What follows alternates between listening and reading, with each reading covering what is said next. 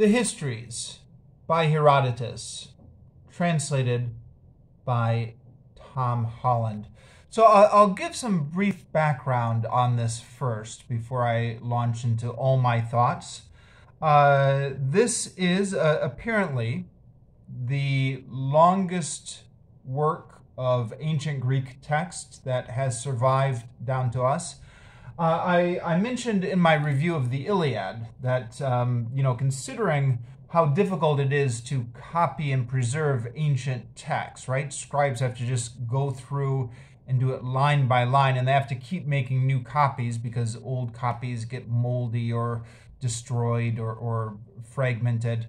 I mentioned in my review of the Iliad, it's a minor miracle that this whole epic has survived down to us. But Herodotus is actually much longer than the Iliad. In fact, I don't know if you can see just by me holding up these two copies next to each other. Page numbers of course, will differ depending on what edition you get. But I think Herodotus is close to being double the length of the Iliad. Anyways, it's also, I guess, the first history that's come down to us as a genre. So, according to Wikipedia, there were historical records before Herodotus. Chronicles like lists of who the kings were, or lists of the battles that the great kings fought. But there was no, historical study until Herodotus came around.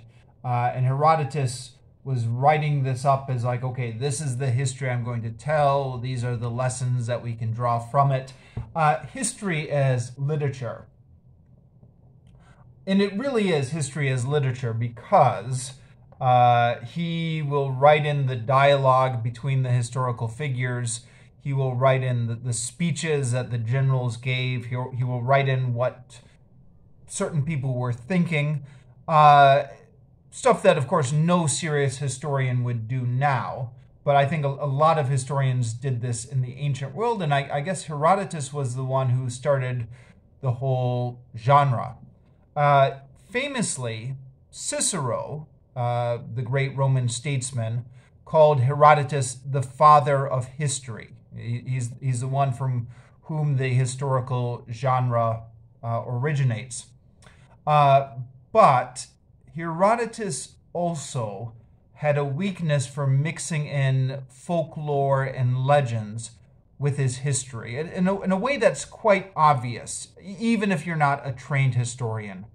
Just if you're the average Joe, you're reading it and you're like, okay, that can't possibly be true. That's got to be some sort of folklore or legend he's using there. And this, I believe, was picked up even by the ancients. So Plutarch famously called Herodotus the father of lies. Cicero called him the father of history. Plutarch called him the father of lies. Also, Thucydides, who was just a few years after Herodotus and was also one of our earliest Greek historians, was very critical of Herodotus's method. Thucydides, even though he was only writing half a generation later, was apparently much more meticulous about verifying stuff before he put it in his history than Herodotus was. So it's interesting. It's interesting to see. I'm sorry. I should make the disclaimer. I haven't actually read Thucydides yet. He's on my list, but given his reputation. Apparently, it's interesting to see the different styles in these near contemporaries. In other words, you can't excuse everything Herodotus does simply by saying he was a product of his time, or I don't know, maybe you could. But yeah, that tendency to mix together fables with history is something that's frustrating if you want to take them as a historical source, to find out what really happened. But if you're just looking to read this as entertainment, which I think is what most people are doing now, then it does make them very entertaining. And he is, for better or for worse, one of the only historical sources for much of the events that he talks about, sometimes the only historical source. Dan Carlin does a podcast, King of Kings, which I've reviewed before on this channel, is worth checking out. And he talks about the love-hate relationship that historians have with Herodotus. He said, it's so frustrating because he's obviously putting legends in place of history. But they said apparently there's a saying among historians, at least according to Dan Carlin, that as much as you hate Herodotus when he's your source, you miss him when he's gone. Meaning, once Herodotus stops his historical chronicles, then you're in the complete dark about, I guess, what was happening during the Persian Empire during these periods. So I guess a very valuable source on early ancient history. Now, there is a ton of stuff in here. There's just so many weird and wonderful and strange things. I can't possibly talk about them all in one review, and maybe that's just as well. It'll save me from my usual rambling review where I go on and on trying to recount everything. There's just too much stuff in here to recount. All you can really do is talk about it in generalities. The book is a little bit hard to summarize, and I've seen a couple different explanations for what seems to be its structure, or maybe its lack of structure. Herodotus himself at the beginning said that his purpose in writing this is to chronicle the great battles between the West, the Greeks, and the Persians in the East. And he starts out in his first couple pages by just going through all the different conflicts which seem to happen between Europe and Asia. Now he's defining Asia in the old sense as like anything from Turkey over, and going all the way back to events in Greek mythology like Jason and Medea, Io, the Trojan War. He mentions in his first few paragraphs as one of the big conflicts between East and West. But then he very quickly gets stuck on all these digressions and really doesn't get into the Greek and Persian wars again until, when was it? Books like 5, 6, and 7, halfway through, where he's going on kind of about the origins of the Persian Empire, but he's also going on all these extensive descriptions of these lands, which are part geographies and part, I guess, what's called ethnographies, the histories of the peoples there.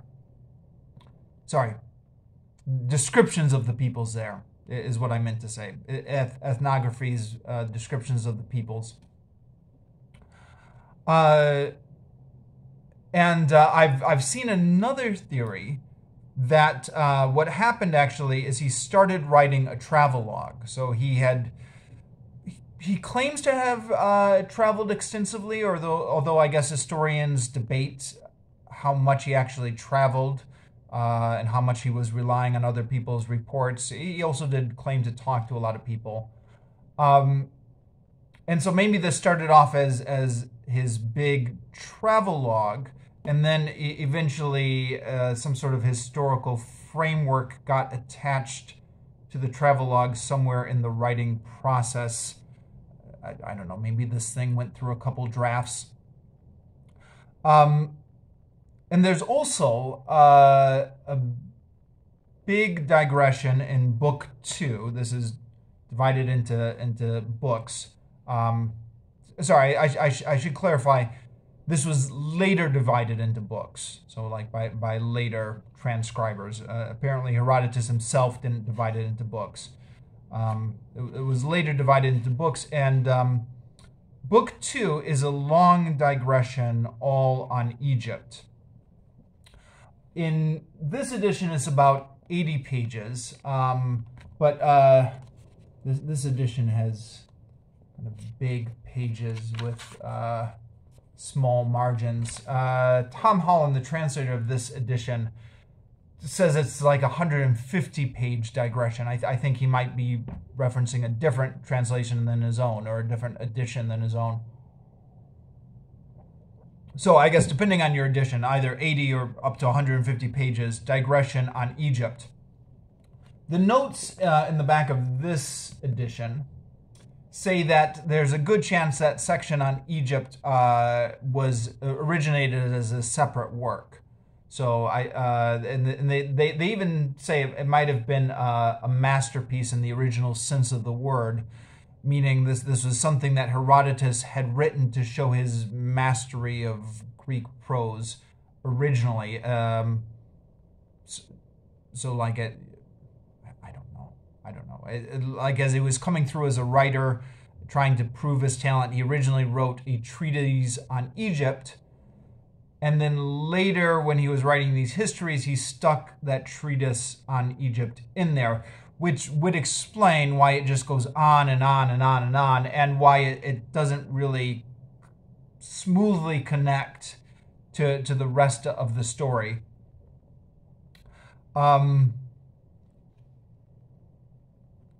So yeah, and then when we get to the second half of the book, then that's where a more identifiable narrative is there, and that's the famous Greek and Persian wars, which I think everyone is vaguely familiar with, or at least in the Western world. Stuff that you vaguely remember from 6th grade history, like the Battle of Marathon, the 300 Spartans, stuff like that, and those events are in here.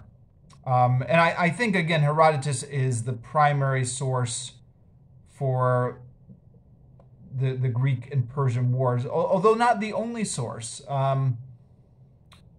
So I think Plutarch also writes about a lot of these figures and battles. But Herodotus is the first one, and I think that, I don't know, as far as I know, the only historian to provide like a sweeping, comprehensive narrative of the Greek and Persian wars. I think Plutarch just focuses on stories of individuals. Is that right? By all means, I hope people will let me know in the comments where I get stuff right and where I get stuff wrong, as always. So, yeah, that's I guess the coverage of this book. I had actually initially, when I picked this up, I was familiar with Herodotus's reputation as the earliest Greek historian, and I was hoping to get into the earliest Greek history. Makes sense, right? He's the earliest Greek historian. So, you know, like the establishment of democracy in Athens, right? How did this come about? Who were the figures there? Or how did Athens and Sparta even get there in the first place? But that is really not Herodotus's focus, and I guess it makes sense when you think about it. He was writing for a Greek audience, so he didn't want to tell them the main events in their history that they already knew. He seems to be more concerned with chronicling the origins of the Persian Empire. So he's going on and telling how the Persians first rebelled against the Medes and the origins of Cyrus the Great. And as always, he is mixing in a lot of what is obviously folktale and legend in with this. But yeah, I mean, it was interesting. I mentioned this in my review of Dan Carlin's podcast King of Kings, which is meant to trace the Persian Empire, the history of the Persian Empire. Dan Carlin is using Herodotus as his only source for like half the podcast. I'm like, well, Herodotus was a Greek historian. Why is Dan Carlin so reliant on him for Persian history? But, I guess the Persians didn't leave us those records. So Herodotus is like the primary source we have on the Persian Empire and Cyrus the Great and Darius and Xerxes and Cambyses and these early Persian empires and emperors and the expansion of the Persian Empire. We do get some Greek history. Now, this is interesting. Maybe this is only interesting to me, but, I was interested in the establishment of Athenian democracy. And we don't really get that. I guess, was researching this a little bit on Wikipedia. We do have this from other writers. I guess Socrates and Aristotle, even though they were philosophers and not historians, they did kind of write about their ideas about government and which system of government was the best. And in their writings, apparently, we do get historical details about the formation of democracy in Athens. And we also get Plutarch, who was writing much after Herodotus. Plutarch lived much after Herodotus, but he was writing about some events that were earlier than Herodotus was writing about. And Plutarch presumably had access to all sorts of sources that have since become lost to us, which enabled him to write about the earliest times in ancient Greece. Things like Solon, apparently the founder of Athenian democracy and stuff like that. Solon does actually show up in Herodotus briefly, but doesn't talk in detail about his establishment of democracy in Athens. But Herodotus does talk about this coup which happens when one of the, I guess there are different aristocratic families in Athens vying for control. One of them is able to effect a coup with this really outlandish plot, and I forget it exactly. You'll forgive me. There's a lot here in Herodotus, and I've been reading it over several months, so some of this stuff is a little bit fuzzy in my memory. But it was something about setting up this very tall woman and pretending she was Athena and riding her around Athens and kind of calling out, "Men of Athens, Athena is here because she's angry at you," or some sort of plot like that, where, what was his name? Pisistratus was able to establish himself in a coup, and then he and his sons ruled as tyrants. And then the rival aristocratic families in Athens were eventually able to get his sons overthrown with the help of Sparta. And I was looking at this at Wikipedia, the Athenian Democratic Revolution, and Wikipedia actually credits the real democratic revolution to this period with, what was his name? Cleisthenes and his democratic reforms. And I was thinking, I don't remember a lot of discussion about the big democratic reforms in here. So I went back to the index, and I said, where were those democratic reforms again? And sure enough, they were in here, but it was like 2 sentences. About establishing more tribes for people to vote in, which had something to do with the Athenian constitution. So 2 sentences out of like 700 pages in here. So I completely missed their significance. And apparently that was a big significant event in the history of Athenian democracy.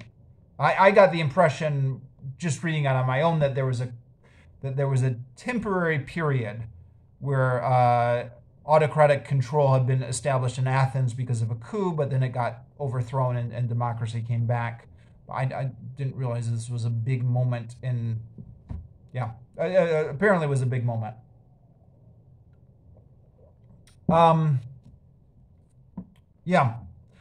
So one of the things I guess I want to say about this book is, I mentioned at the beginning of this review, I really should have read this ages ago. Then part of it is because I've been living abroad, so it's been difficult for me to get books. But, you know, part of it, if I'm being honest, I think I was a little bit intimidated by Herodotus. I had also picked up somewhere on the internet that if you were going to read Herodotus, you wanted the landmark edition. The landmark has lots of maps and commentary and illustrations actually in the text. So not like buried at the back, actually in the text. I never actually found the landmark version. Again, I'm living out here in Vietnam, so it's difficult to find stuff. But on one of my trips back to the U.S., I went to a bookstore and they had Tom Holland's translation. That's the one I read here. Now, Tom Holland, I haven't read a lot of his stuff, again, because of lack of access to stuff. But I did read a number of years ago Rubicon, his history on the fall of the Roman Republic, and loved it. Even though it was material, history I was already familiar with, I just thought his writing style, his ability to tell history as a story was really great. Just a really great writer. So when I found out he had translated Herodotus, now this translation actually came out in 2013, but with apologies, I didn't become aware of it until 5 years ago or something. But when I found out that he did have a translation of Herodotus and found this in the bookstore, I thought, okay, well, this has got to be very accessible, right? And it was. It is. It's completely accessible. Sorry, which is not to say that Tom Holland is the only translator who's accessible. I've also because I've been reading this book for several months. I kind of making slow progress on it. I've also been listening to the audiobook on YouTube. The audiobook on YouTube is just people uploading the LibriVox recordings as a YouTube video. LibriVox, of course, uses translations in the public domain. In this case, they're using A.D. Godley, who translated Herodotus in 1921. Just search Herodotus audiobook on YouTube and you'll find it. It's completely legal because it's all in the public domain. And I was listening to that, and that is also completely accessible, completely understandable. So the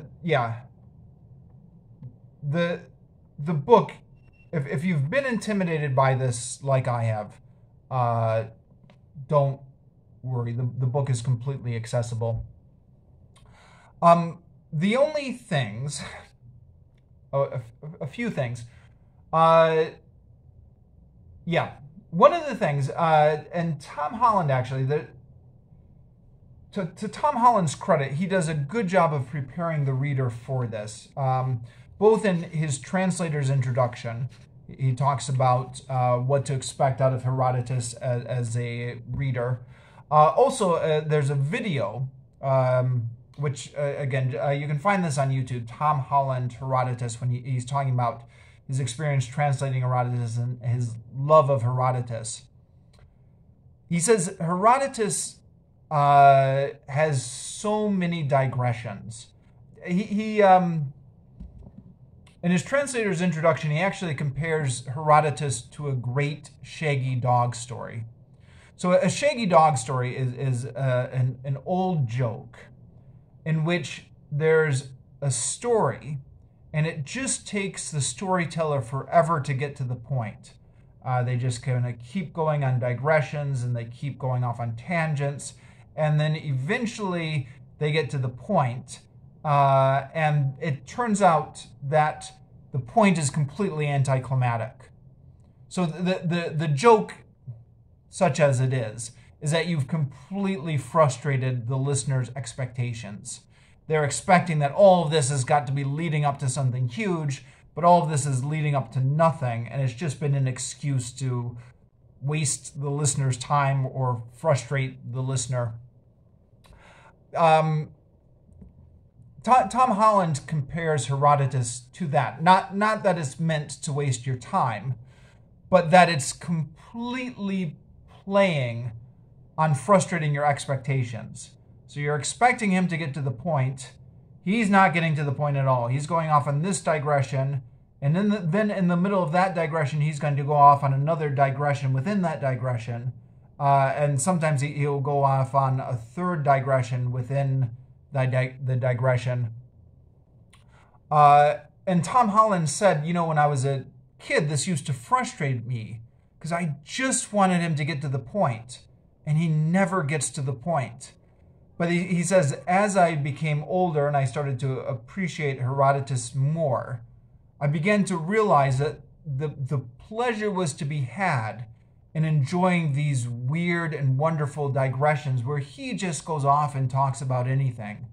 And that's to be enjoyed or treasured rather than to be a source of frustration.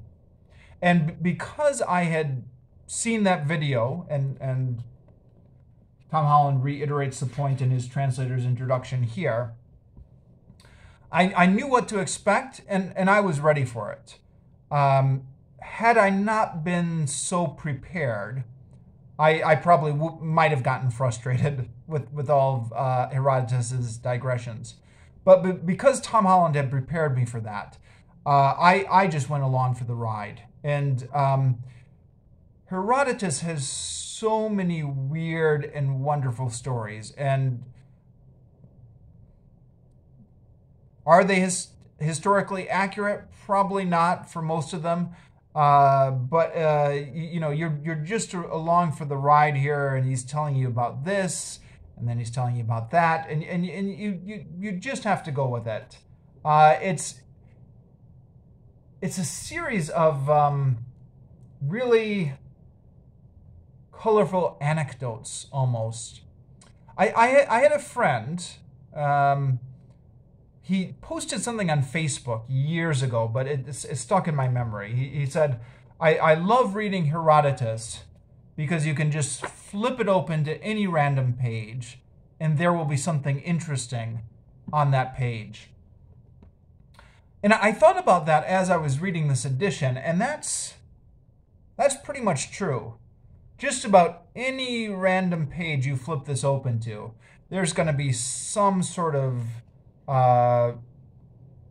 interesting anecdote going on. There's something really bizarre and fascinating. So that's the pleasure of reading Herodotus. Now, that being said, I did have some periods where I had difficulty making progress with this book. And if you've been sticking with me through the past year on my weekly reading vlogs, you'll know that there have been periods where I've just been inching through this book. Now, maybe this is making excuses for myself, but I thought to myself, well, if it's so interesting, why did I have such a hard time finishing it? I mean, one is it is really long. The longest work of ancient Greek literature that's come down to us. It does just go on and on. And I do think that maybe Herodotus' style of telling a lot of digressions and anecdotes, it doesn't really have like a narrative momentum. There's no like overall arc or character thread to just grab you and pull you along. It's not like I've got to keep reading because I've got to find out what happens to Xerxes' wife, because that story about Xerxes' wife was over 10 pages ago, and you're now onto some completely different tangent. So it invites disengagement in that way, maybe, or maybe I'm just making excuses for my lack of focus. I don't know. The other thing I think about this book and about any ancient history really is there's a real disconnect between the world of the ancient and the world of ours. Now, to a large degree, that's the appeal of these books, right? That's the source of fascination in the first place. The brutality of the ancient world is what makes these books so fascinating. And there is a lot of stuff in here like that. So, for example, at one point, the Athenians get a proposal from the Persians saying, come over and join us, and we'll give you all this money and all this land, and you'll get special status within our empire if you'll just turn against your fellow Greeks. And I guess one person stood up in the assembly and he said, I think we should consider this. And the feeling against him was so outraged that he got stoned to death. And then the mob was still so outraged that the next day, or the same day, I don't remember, they went to his house and stoned his wife and children to death. And you think, wow, that is brutal. I mean, it's fascinating in kind of a morbid way, just how rough life was back then. I mean, who knows? It's probably all made up anyways, given Herodotus's proclivity to tall tales. But still, right? Or over on the Persian side, Xerxes, he's marching his army out to conquer Greece, and one of his friends comes up to him and says, Xerxes, me and my family have served you loyally for so many years, and we've given so much. I just have one request. You've got 4 of my sons going with you. Just leave me the eldest one behind to help take care of me, and my 3 other sons will go fight with you. And Xerxes says, yeah, sure. I'll leave your eldest son behind with you. So Xerxes has his eldest son brought out, has him chopped in half, and then has the army march between these 2 halves, which I guess he sticks on poles. And that's how the eldest son gets left behind. And you're like, I mean, again, the brutality here is the fascination, right? And thinking, I don't know, just there's a morbid fascination with all of this. And then there's also the age-old question, like, how much does human nature change through the ages? Are we moderns at heart just as savage as our ancient counterparts? I mean, that whole thing is the attraction. At the same time, when you're reading through 700 pages of this, it can almost be a little bit exhausting at times, where you're like, I don't really identify with this at all. There are no attractive characters for me to latch on to. I think it's fascinating, but it also keeps the reader somewhat at arm's length, the modern reader at a distance. I don't know. Again, maybe I'm just making excuses for my lack of progress while I spent 13 months reading this. I mean, I was looking this up on the internet. I was trying to compare how long the Iliad and Herodotus is, because, I mean, you can't just go off of page numbers, because, I mean, look at this. I mean, look at how big the print is here compared to how small the print is here, right? So I was trying to figure out what is there a way to quantify how different they are in length. And in the course of looking that up, I inadvertently stumbled upon a website called readinglength.com, which says the average reader should be able to read Herodotus in 13 hours. It took me 13 months, so I guess I'm feeling a little embarrassed about that. But yeah, that was my reading experience. The other thing is the notes. So there are just, in this edition, there are so many end notes. And I'm calling them end notes instead of footnotes because they're at the end of the book. I believe that's the distinction. So here they are here, just pages and pages of endnotes. And then the maps. Now you want the maps. I think that this is maybe... The problem is the maps are all in the back of the book. I think maybe this is something where the landmark edition maybe might have been a little bit more user-friendly. Is in the landmark edition, the maps are integrated in with the text. Here you're reading, and it'd be like, okay, the armies marched to this place, and you're like, it would be nice to know where this place is. And then you've got to flip back to the maps, and you don't know, there are, how many maps are there? There are 13 maps here. So you don't know which map you need. Sometimes you guess right. But then sometimes you have to go to the map index and try and find it. There were a few times when in spite of going to the map index, I still couldn't find the city I was looking for. I mean, some of these maps are a little bit overloaded with cities here. So even if you're on the right map, it takes you a bit of time to find where that city is. I don't know. Maybe this is just me. I was never that good at visually finding stuff.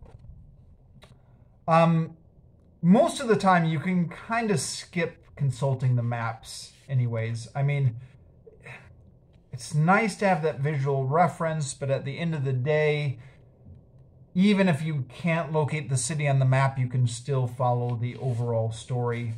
And then all the end notes here. Now, no joke. On any given page, there's like 2 or 3 end notes. So you're getting sent to the back 2 or 3 times across a page, or I guess maybe across a page spread would be 2 or 3 end notes. It varies a little bit. Now the end notes are good. They're for the most part useful information. Occasionally they're just like commentary, like something like this story is interesting because of blah blah blah reasons. So just kind of like supplemental information. But even that is nice. It felt like I was reading this book alongside of a chatty scholar who wanted to explain stuff to me.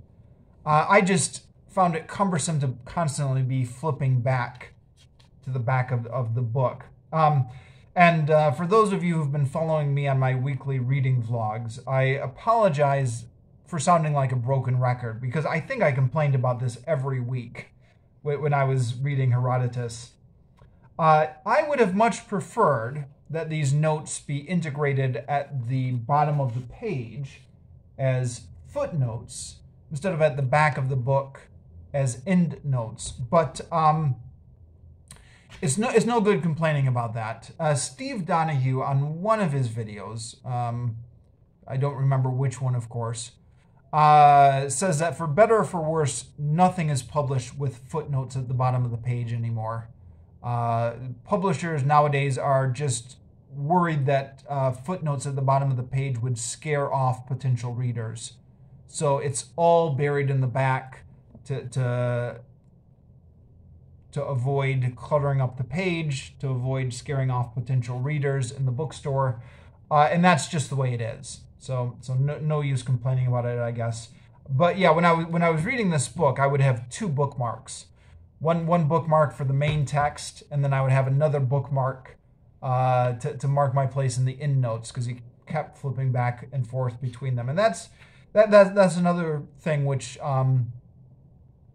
hampered my progress on this a bit. Now, I didn't realize this until after I had finished it, but the notes are actually not by Tom Holland.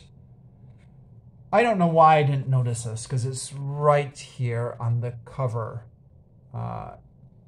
Introduction and Notes by Paul Cartledge. Maybe I noticed that and then just forgot it again. I just assumed that the notes were by Tom Holland. I mean, that's normally how it's done, right?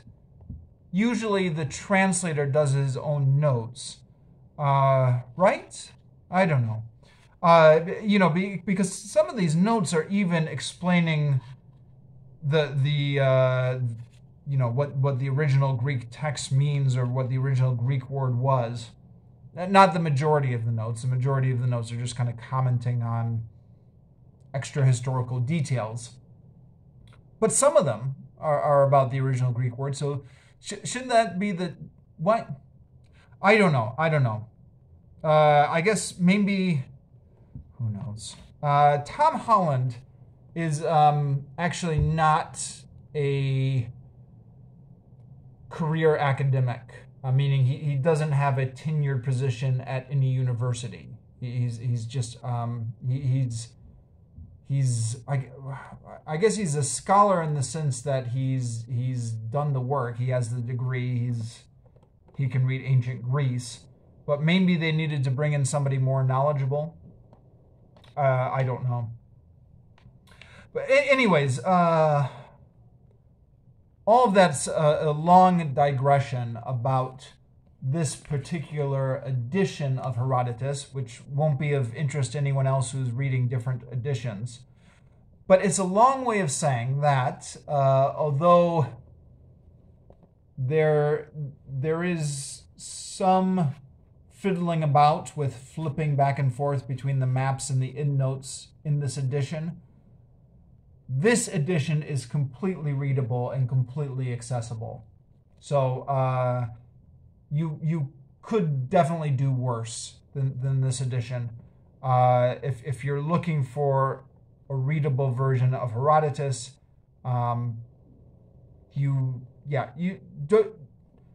don't make the mistake I did, which was to be intimidated by Herodotus for years and years and not pick him up. Go ahead and pick him up. This is completely readable. There is a ton more to say about this book. I mean, there's just so many interesting things in here. Herodotus has so many crazy details, especially when he gets into his ethnographies. When he's talking about all the different customs these lands have, he talks about so many crazy things which can't possibly be real. It talks about flying snakes getting attacked by ibis birds, and talks about, like, out in India, there's giant ants which dig up gold, and the people in India have to steal the gold from the ants, and then they have to run real fast so the ants don't catch them and eat them. And not to mention, like, these big classic moments, the Battle of Thermopylae or the Battle of Marathon, which have just embedded themselves into the myth of Western civilization. But there's too much in here to talk about. So I could talk about this all day, but I think I'll wrap it up here. Hopefully I've given a somewhat decent introduction to this. And let me know in the comments what you thought about this book. And I'll wrap it up here.